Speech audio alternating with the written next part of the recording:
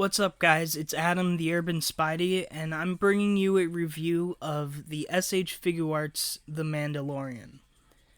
Now, this figure is pretty controversial right now because there's a lot of opinions, a lot of them are negative thoughts on this figure. Some I agree with, some that I don't. I will elaborate on that further into this review. But for right now, I'm just gonna say I think this figure is it's not okay. It's pretty good. It's not as terrible as a lot of people say it is. I think the thing that really kills it for most people is the cape, because the cape is just there's like no excuse for how bad the cape is, because SH Figuarts has done fabric capes before, specifically the Darth Vader cape.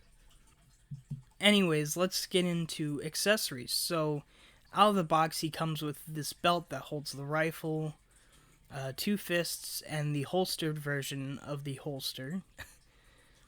He also comes with this little peg for where the rifle belt pegs in, two splayed out hands, and an unholstered version of the holster, where you have to swap out the strap that holds the gun in.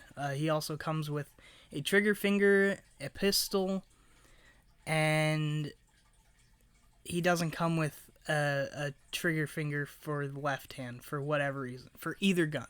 He comes with two right hand trigger fingers. Both, one is for the pistol and one is for the pulse rifle. And you can see the hands and the swap out part for putting the rifle on the back. Speaking of the rifle, this is probably one of the most beautiful sculpts I've ever seen in SH Figuarts.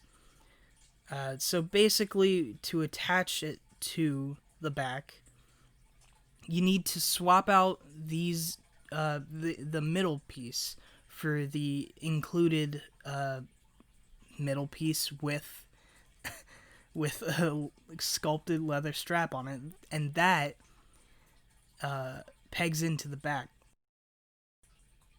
And then you have to remove this tiny, tiny, tiny, tiny little piece to attach it to the strap that goes from the bandolier to the back.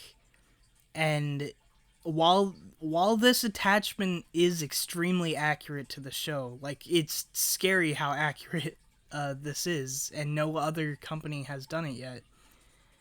It's so it's annoying to it's annoying to plug in, and that is primarily because of the cape, because the cape really puffs up around the shoulders.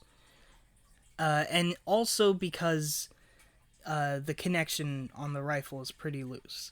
Now, when you can get it on there, it looks really good and has a really nice silhouette, minus the cape that just destroys the silhouette of the figure. But I genuinely, I think I will display him with the rifle slung across his back. And here are the two hands for holding the rifle, along with the little tiny peg that goes into the bandolier. And now I really need to just talk about how this cape just destroys. It doesn't destroy the figure, but it is very annoying. Just looking at it, it looks like why it doesn't belong on this figure, and you can see here that it really just it makes it look like Batman. And that's not what the Mandalorian is. He's not Batman, so his cape shouldn't, and it doesn't wrinkle properly, and it's not the best. And continuing with my gripes, this little tiny piece pops out of the bandolier so easily, and all you do is just move the ab crunch forward, and it's annoying. Anyways, speaking of moving the ab crunch, here's him looking up, and here's him looking down, using both the neck articulation and the ab crunch.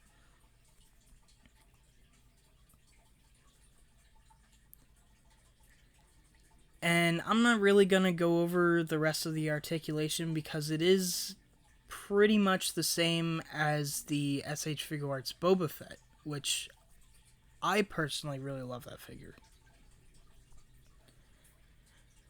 Anyways, you can see that the sculpt and I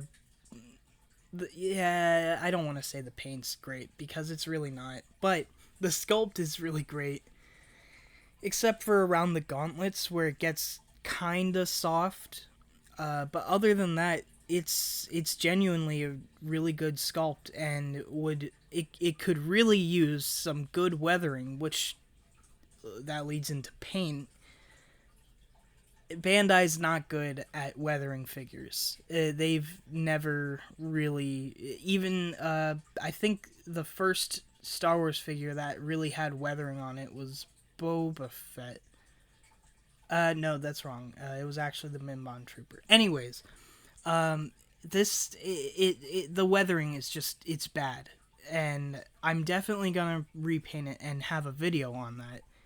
But for right now, here's some comparisons. Obviously, here's the comparison everyone wants to see: the Black Series versus the Figuarts, and I think the Figuarts looks better. That's my controversial opinion. And if you've heard anything about the rumors for the Mandalorian Season 2, here he is with Boba Fett, which I think they look great together.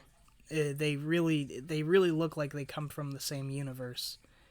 And speaking of the Mandalorian Season 2, here he is with some customs I made.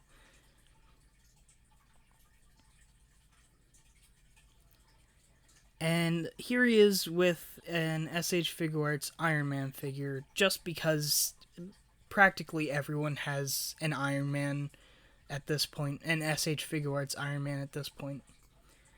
So overall, I think he is a pretty decent figure.